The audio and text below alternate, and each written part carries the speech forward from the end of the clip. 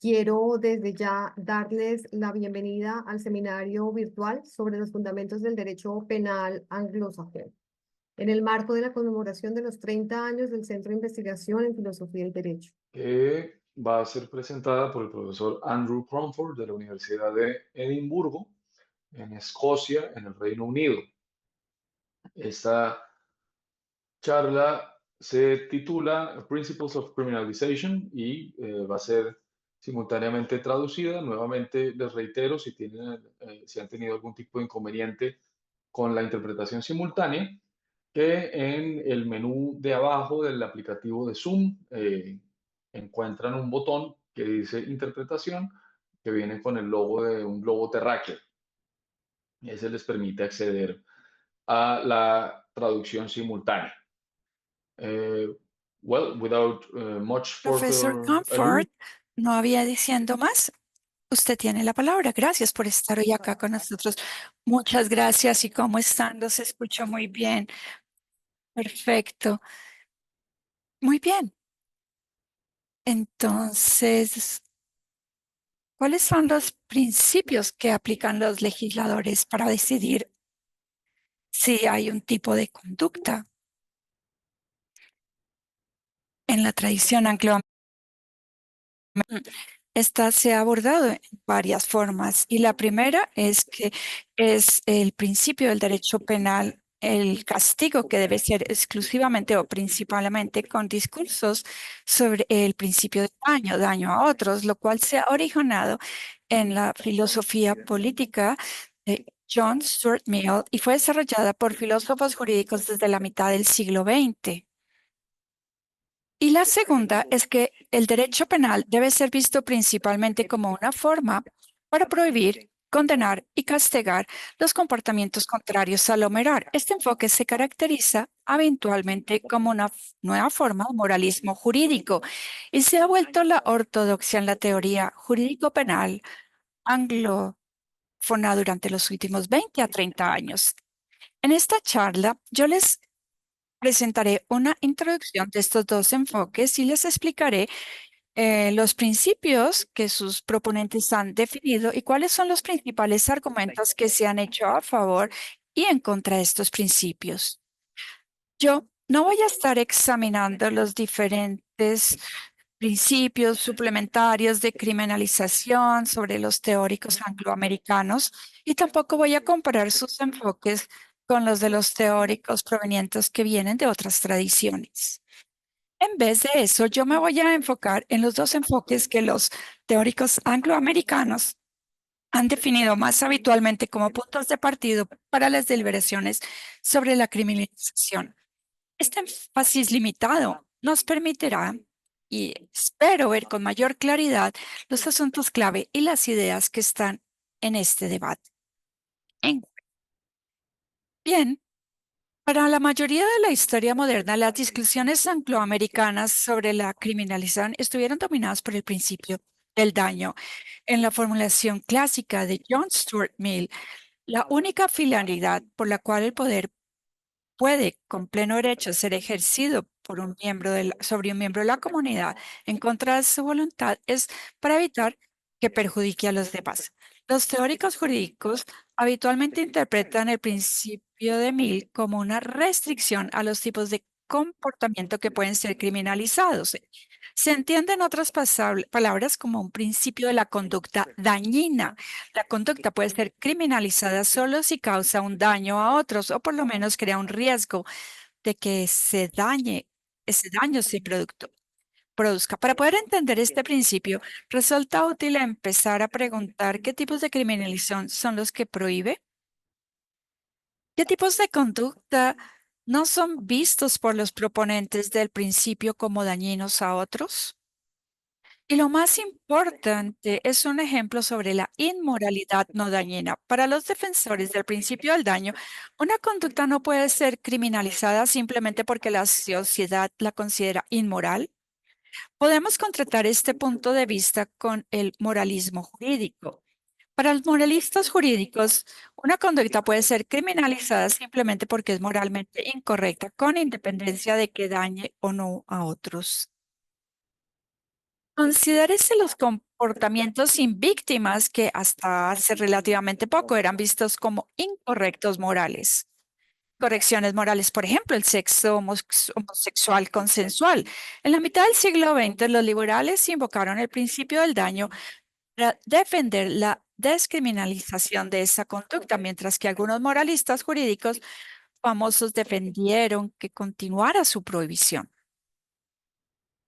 Un segundo ejemplo de conducta que no podría ser criminalizada bajo el principio del daño es la conducta ofensiva. Puede que la conducta no puede criminalizarse meramente porque hace que otros experimenten estos estados mentales negativos o desagradables. Una conducta puede ser criminalizada si causa daño psicológico, si, por ejemplo, desencadena una enfermedad psiquiátrica reconocida, pero no puede ser criminalizada simplemente porque hace que otros se sientan agraviados, disgustados o humillados. Nuevamente, se sigue que una conducta no puede ser criminalizada simplemente porque ofende sensibilidades morales o religiosas. Y no le suma nada a la pretensión de criminalización la homosexualidad, el hecho de que algunas la consideren, además de inmoral, ofensiva. Tampoco puede criminalizarse una conducta meramente porque resulte insultante o obscena o porque exprese una opinión impopular. Un resultado notorio de esto es que la libre expresión de las personas, por regla general, no puede ser criminalizada a menos que excepcionalmente cause daño. Y finalmente, una conducta no puede ser criminalizada según el principio del daño simplemente porque sea dañino para la gente mismo. El contraste aquí se da con el paternalismo jurídico, el punto de vista según el cual el derecho puede coercer a las personas en su propio beneficio. Los liberales generalmente se oponen a formas directas de paternalismo, los que coercen a los actores para que no realicen conductas que les pueden hacer daño, pero también se oponen generalmente a las formas indirectas de paternalismo, a las que limitan la habilidad de los agentes de dañarse a sí mismo mediante la coerción a otros. Por lo tanto, los liberales no deberían oponerse únicamente a la criminalización del suicidio, sino que también deberían oponerse generalmente a la criminalización de la ayuda al suicidio y de la eutanasia voluntaria. Así, se concibe generalmente que el principio del daño excluye la criminalización de los daños consensuados, al igual que las conductas en las que literalmente alguien se daña a sí mismo. ¿Qué argumentos pueden sostenerse a favor del principio del daño? En las últimas décadas, los teóricos del derecho penal han dicho sorprendentemente poco frente a esta pregunta. Históricamente, sin embargo, el principio del daño está enraizado en los ideales liberales de la autonomía y la libertad individual. Los individuos pueden ser libres para aspirar a lograr sus propios fines e intereses a menos que interfieran con los de los demás y hasta el punto en que lo hacen. Es fundamentación es quizá más evidente en la oposición al paternalismo jurídico. Si la opción es que alguien toma es puramente de autodaño, si afecta los intereses de su actor y a nadie más, entonces el Estado no debería restringirla. El punto aquí no es que los individuos sean los mejores jueces de sus propios intereses o castigarlos por su propio bien sea contraproducente. El punto es que tiene un derecho a la autonomía frente a esas opcionales de autodaño que serían violadas por la criminalización paternalista. El principio del daño también es defendido como un medio para promover la tolerancia. Los liberales habitualmente loan que una sociedad sea diversa y pluralista, una sociedad en la que las personas son libres de escoger para sus vidas entre ideales diferentes y potencialmente conflictivos.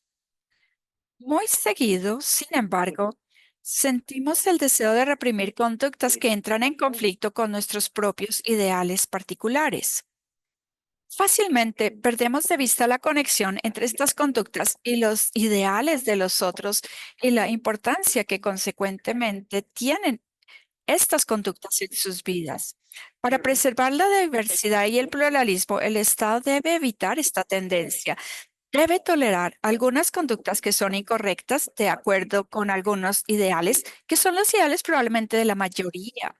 El principio del daño ayuda a asegurar este resultado descartando la criminalización sustentada meramente en la inmoralidad percibida. Una conducta debería, en cambio, ser tolerada a menos que interfiera con la autonomía de otros. Finalmente, la defensa del principio del daño puede ser especialmente fuerte en el caso del derecho penal. En comparación con otras formas de regulación estatal, el derecho penal es particularmente dañino. La criminalización no solo restringe la libertad, sino que también expone a las personas al arresto, el procesamiento, el castigo y el estigma y la exclusión que están asociados al registro de antecedentes penales. Justificar daños de esta magnitud, podría decirse, requiere una prestación en el daño que se evitaría con su despliegue. Además, el Estado no es capaz de limitar estos daños a los infractores que podrían decirse merecen padecerlos. Algunas personas condenadas y castigadas muchas veces que son arrestadas y procesadas han de ser inocentes de los cargos elevados en su contra. Las restricciones de la libertad también tenderán a crear efectos espeluznantes para comportamientos inocentes o socialmente valiosos. Así, la criminalización justificada parece requerir la prevención del daño, incluso si nos enfocamos únicamente en los daños que podrían sufrir quienes no los merecen. Los argumentos a favor del principio del daño entonces están basados principalmente en ideas políticas liberales. ¿Qué argumentos se han arguido en su contra? El más frecuente, que es subinclusivo. Hay tipos de conductas prohibidas en la actualidad o que muchos creen que deberían criminalizarse, que no podrían serlo por cuenta del principio del daño. Para empezar, muchas conductas que son criminalizadas sin que causen daños o sin ser riesgos podrían contribuir a los daños futuros. Todos los sistemas jurídicos criminalizan, por ejemplo, algunas formas de omisión en la prevención de daños. Todos criminalizan conductas que podrían contribuir indirectamente a los daños, por ejemplo, a través de la creación de delitos consistentes en colaborar o instigar a otros a que cometan delitos. Muchos sistemas también criminalizan las infracciones de regulaciones dirigidas a la eliminación del riesgo, por ejemplo, sobre las leyes sobre licencias y requisitos para procedimientos de seguridad. Los liberales, por lo menos, deben resolver interrogantes difíciles sobre cuán lejos debe extenderse el principio del daño para incluir infracciones como estas. Los liberales podrían asimismo aceptar algunas formas de paternalismo jurídico. Por supuesto, serán reacios a aceptar cualquier forma de criminalización que perjudique la autonomía de los ciudadanos. Podría decirse, no obstante, que algunas formas de paternalismo no generan ese daño. Un ejemplo es el paternalismo débil, las restricciones que evitan que los ciudadanos no logren sus verdaderas metas. Las leyes sobre el uso de cinturones de seguridad, por ejemplo, podrían ser justificables para los liberales en cuanto la mayoría de personas prefieren la seguridad a evitar un inconveniente menor. Otro ejemplo es el paternalismo suave. Restricciones sobre las decisiones que aseguran que las personas sean auténticamente autónomas.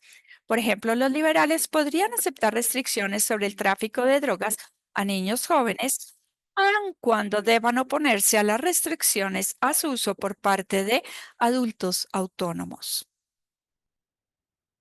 En un sentido más importante, algunos liberales se oponen a excluir completamente el derecho penal a las conductas ofensivas.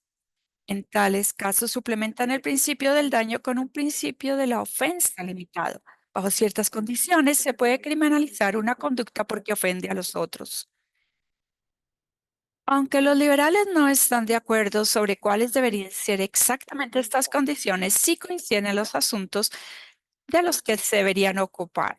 Están de acuerdo, por ejemplo, en la necesidad de proteger la libertad de expresión y la libertad de acción en las esferas privadas. Sin embargo, Esta preocupación podría no ser decisiva cuando la conducta tiene lugar en público y causa ciertos tipos de ofensas graves e inmediatas a las personas allí presentes. Aunque solo fuera esto, los liberales están preparados para criminalizar ese comportamiento molesto que causa visiones, olores y ruidos que todas las personas consideran ofensivos. También podrían estar preparados para criminalizar violaciones de normas que rigen el comportamiento aceptable en los espacios públicos, tales como las normas de respeto y privacidad. Por lo tanto, podríamos criminalizar legítimamente las exhibiciones obscenas y el sexo consensual en público, incluso si nos oponemos a la criminalización de estos comportamientos cuando ocurren en privado. Y por último, y es lo más importante, algunos sostienen que las infracciones no dañinas pueden en algunos casos ser criminalizadas. Los ejemplos habitualmente tienen la siguiente forma. Mientras usted está fuera de su casa, un intruso entra a su hogar, usa sus bienes y duerme en su cama. El sujeto no le causa ningún daño y deja todo exactamente como lo encontró. Además, usted nunca descubre que esto pasó. Por lo tanto, usted ni siquiera experimenta alguna reacción emocional, psicológica frente a la violación de su domicilio. Esta persona no le ha hecho un daño obvio, no ha obstaculizado sus intereses de ninguna manera, y aún así, muchos creen que es legítimo criminalizar su conducta, pues infringe sus derechos. Estos casos hipotéticos sirven para ilustrar un punto más amplio. La conducta puede ser incorrecta y por ello merecedora de criminalización, incluso si no daña a otros. Una vez que apreciamos este punto, podemos identificar con mayor sencillez otros tipos de conducta cuya incorrección no se sigue de su carácter dañino. Por ejemplo, ciertos tipos de conducta, como la coerción o la explotación, pueden estar mal incluso si les hacen bien a sus víctimas. Otros tipos de conducta, por otra parte, pueden estar mal, incluso si ni siquiera tienen una víctima en absoluto. Considérese en este sentido las infracciones en contra de la justicia, como el falso testimonio y la fuga de presos. Una conducta así parece incorrecta y por ello digna de ser criminalizada por razones no relacionadas con su impacto en los intereses o derechos de ningún individuo. ¿Cómo podrían responder los defensores del principio del daño a la objeción, según lo cual este es subinclusivo? Una estrategia popular es revisar el principio de modo tal que ya no requiere que la conducta a criminalizarse sea dañina. Podríamos, más bien, defender un principio de la prevención del daño. Comportamiento puede ser criminalizado solo si su criminalización prevendrá daños con independencia de que la conducta en sí misma los cause o genere un riesgo para su ocurrencia. Este principio revisado ofrece una justificación plausible para criminalización. Las violaciones a domicilios no dañinas. Podríamos intentar redactar una ley que excluya esas conductas de su ámbito, la violación de domicilio. Podríamos insistir solo disponible cuando causa daños. Pero una ley así tentaría a las personas a cometer hurtos cuando tienen la confianza de que podrían hacerlo sin causar daños demostrables. Una ley que creara esta tentación podría resultar plausiblemente en más daños que una ley que simplemente prohibiera esa conducta de plano. Por lo tanto, así las cosas, es mejor criminalizar todas las violaciones a los domicilios que limitarnos a criminalizar las dañinas únicamente. El principio del daño puede de esta forma abarcar criminalización de violaciones de derechos no dañinas. El problema es que casi toda prohibición puede racionalizarse sobre la base de que prevendrá algún tipo imaginable de daño. En principio, el daño así parece altamente sobreinclusivo. Permite potencialmente mucha más criminalización de la que tradicionalmente se espera que fuera descartada por el principio del daño. Al criminalizar conductas ofensivas, por ejemplo, podríamos prevenir daños causados al estatus o a la autoestima de ciertos grupos sociales. Al criminalizar el daño a uno mismo, podríamos prevenir el daño a recursos públicos como el sistema de salud y los servicios de emergencia. Y al criminalizar la inmoralidad no dañina, podríamos prevenir daños mediante la mantención de la integración social y el respeto por las normas sociales. De este modo, esta versión revisada del principio del daño parece demasiado débil para limitar significativamente el ámbito del derecho penal. Los liberales podrían responder que este problema es parcialmente práctico. Es fácil, ciertamente, imaginarse maneras en las que las prohibiciones antiliberales podrían prevenir consecuencias desagradables. Pero es más difícil mostrar que estas predicciones son válidas empíricamente o que las consecuencias en cuestión realmente constituyen daños. Si escrutamos con cuidado estos asuntos empíricos y conceptuales, entonces el principio del daño podría seguir siendo una restricción importante. Otros dudan, sin embargo, que este principio pueda ser salvado a través de un control más cuidadoso. El problema real, dicen, es que este enfoque se dirige únicamente a los daños causados por la prohibición, pero calla sobre los efectos que tiene la prohibición sobre quienes la padecen y en cómo estos dos conjuntos de efectos deben ser balanceados. El enfoque revisado carece, en otras palabras, del fundamento normativo original del principio del daño que radicaba en la libertad y autonomía de los agentes. Por lo tanto, también carece de potencial crítico en contra de las prohibiciones moralistas, paternalistas y basadas en la ofensividad. Una objeción final al principio del daño es que representa inadecuadamente las razones por las que ciertas conductas deben ser criminalizadas. Esta objeción se entiende más fácilmente con relación al principio de prevención del daño. Parece raro decir, por ejemplo, que deberíamos criminalizar las violaciones de domicilio no dañinas con miras a prevenir otras violaciones que sí serían dañinas. Más bien, deberíamos criminalizar esta conducta, por lo menos parcialmente, porque afecta a las víctimas con independencia de que la criminalización también prevenga daños. Una objeción similar puede hacerse al principio de la conducta dañina. Criminalizamos ciertos comportamientos por razones que no guardan relación con su impacto en los intereses de otros, como ya lo anotamos. Por ejemplo, criminalizamos ciertos comportamientos por su impacto en valores impersonales como la justicia. Lo que parece importar aquí es la incorrección de la conducta en cuestión, no si esta incorrección deriva su impacto de valores o intereses de un tipo particular.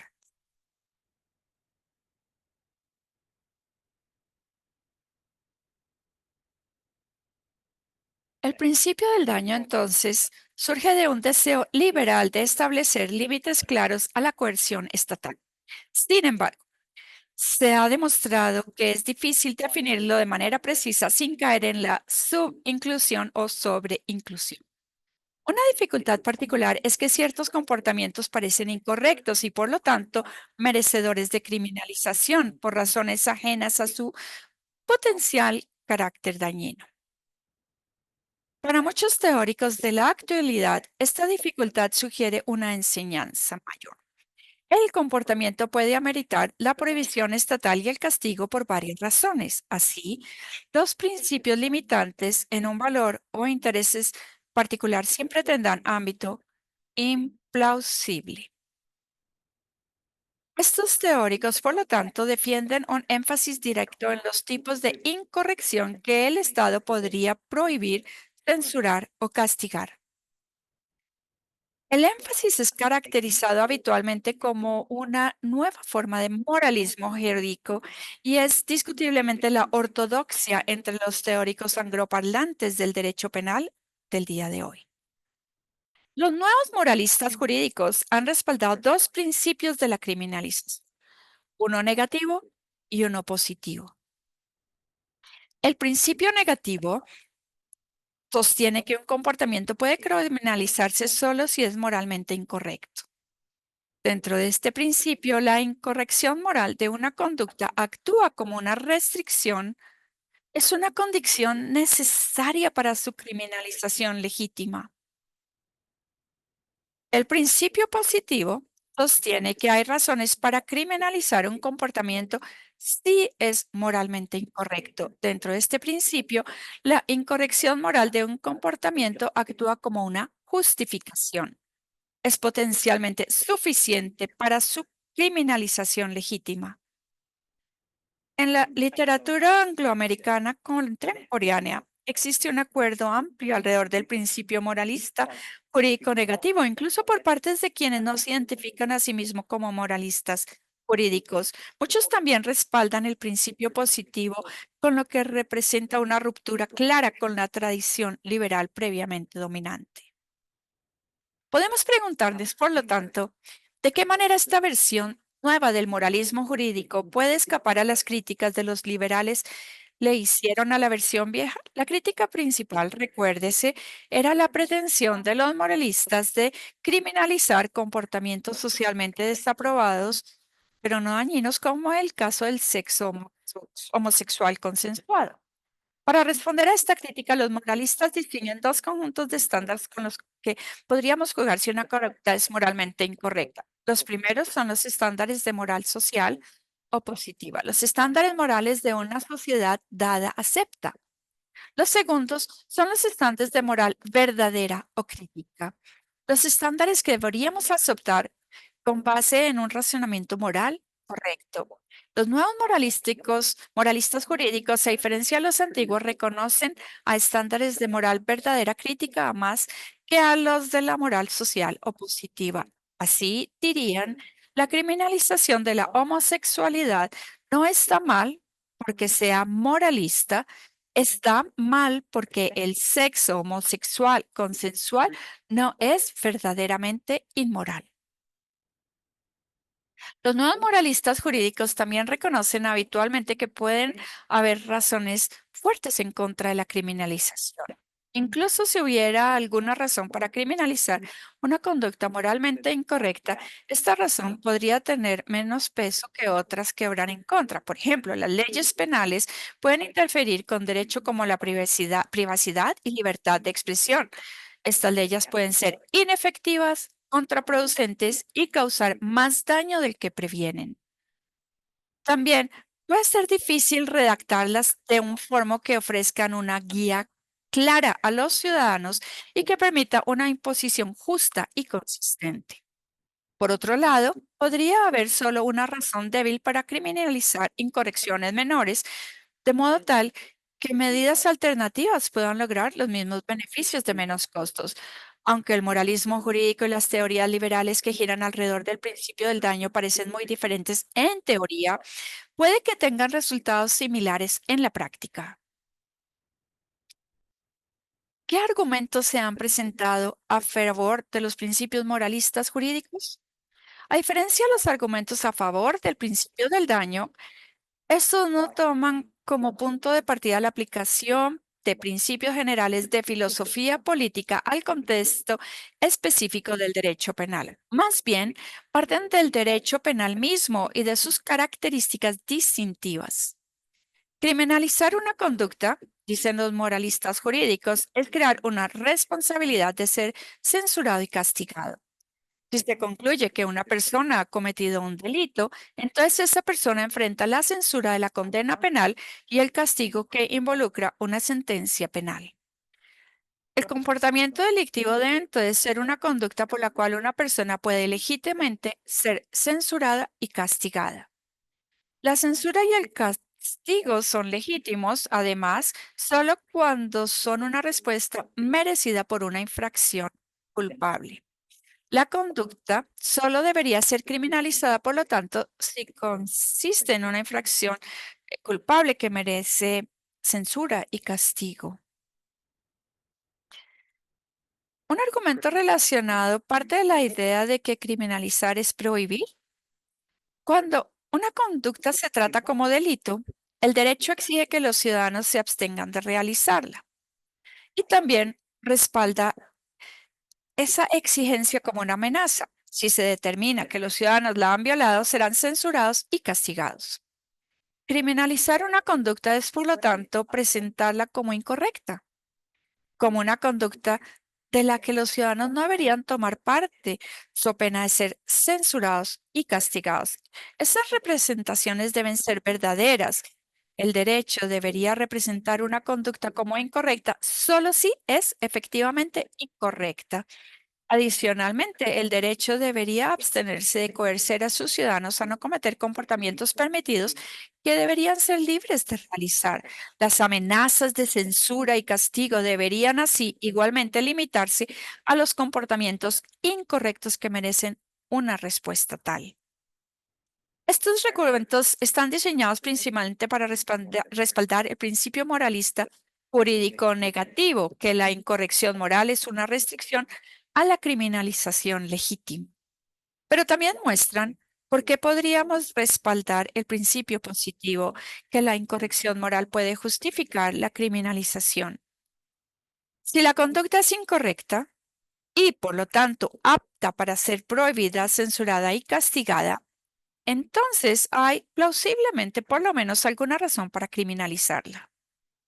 Estas razones se vuelven más poderosas si consideramos que estas características son distintivas del derecho penal.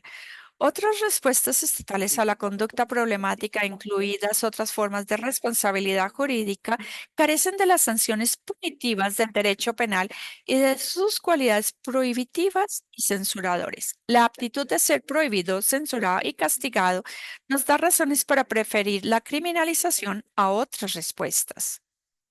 El moralismo jurídico puede así vincularse a un punto de vista sobre las funciones distintivas del derecho penal. ¿Qué críticas se le han hecho a esta nueva forma de moralismo jurídico? Quizá la más importante es que es sobre inclusiva. Sugiere que hay razones para criminalizar muchas conductas que no son asuntos propios del Estado. Sugiere, por ejemplo, que los estados tienen razones para criminalizar males privados, como engañar a la pareja o defraudar la confianza de un amigo. También sugiere que no hay límites en principio a la jurisdicción del derecho penal. Los estados tienen razones para criminalizar infracciones realizadas por cualquiera en cualquier parte del mundo. De nuevo, los moralistas jurídicos en realidad no sostienen que toda incorrección moral deba ser criminalizada. Consideraciones opuestas pueden generar razones en contra de criminalizar males privados o para reclamar jurisdicción universal. Para algunos críticos del moralismo jurídico puro, no obstante, esta respuesta no entiende la objeción. Los estados no tienen ninguna razón en absoluto para criminalizar ciertos tipos de incorrección, dicen, porque tales incorrecciones no son asunto suyo. Con base en este punto, algunos han definido una variedad más modesta del moralismo jurídico. Para los moralistas jurídicos modestos, únicamente hay razones para criminalizar los males públicos, males que son propiamente un asunto del Estado. Este punto de vista se mantiene basado en la idea de que la criminalización es apropiada distintivamente como una respuesta prohibitiva, censuradora y punitiva a la incorrección o lo reprochable. Agrega, no obstante, que el Estado asume la responsabilidad de censurar y castigar, también de investigar y procesar las conductas delictivas. Estas deben, por lo tanto, ser conductas por las cuales los ciudadanos pueden ser legítimamente llamados a responder por y en nombre del Estado. Tal conducta, dicen los teóricos, no está moralmente mal, sino públicamente mal. El desafío para los moralistas jurídicos modestos es explicar qué hace público a un mal en este sentido. No puede ser plausiblemente que el mal se haga en público o que involucre un daño al público. Paradigmáticamente, los crímenes más graves como el homicidio o la violación son males causados a individuos. Y decir que estos son también de alguna manera males causados al público distorsionaría nuestras razones para criminalizarla. Otra explicación es que los males son públicos y violan valores compartidos por el público, de manera tal que debemos responder por ellos de cara a nuestros ciudadanos. Sin embargo, en las sociedades modernas y grandes y pluralistas, algunas personas no comparten los valores de la mayoría. Algunos pueda que incluso nieguen su membresía en la comunidad política que los llama a responder por la violación de estos valores. Para muchos sería demasiado radical sugerir que los males hechos a estas personas o por ellas no deberían ser delitos. La mejor respuesta a qué hace que un mal sea público podría ser simplemente que esta es una cuestión de filosofía política. Y para saber qué males son asuntos del Estado, debemos basarnos en una explicación general de qué asuntos son los que le corresponden al Estado. Para los liberales, una explicación tal enfatizaría la importancia de la libertad, la autonomía y una esfera privada extendida. Así, clasificaría como asuntos de Estado una gama limitada de males.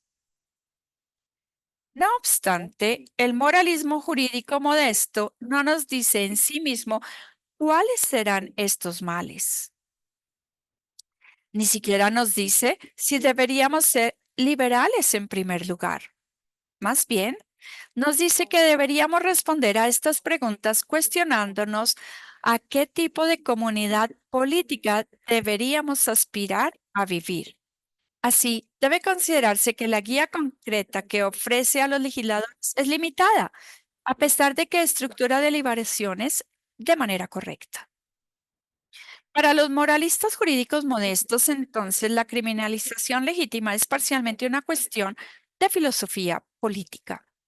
Para los críticos más radicales del moralismo jurídico, en cambio, se trata de una pregunta primordialmente de filosofía política.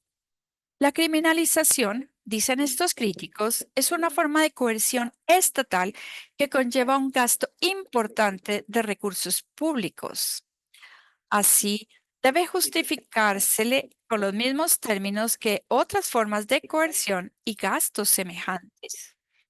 No puede justificarse del modo en el que justificamos la desapoblación de los actos reprochables dentro de la moral interpersonal.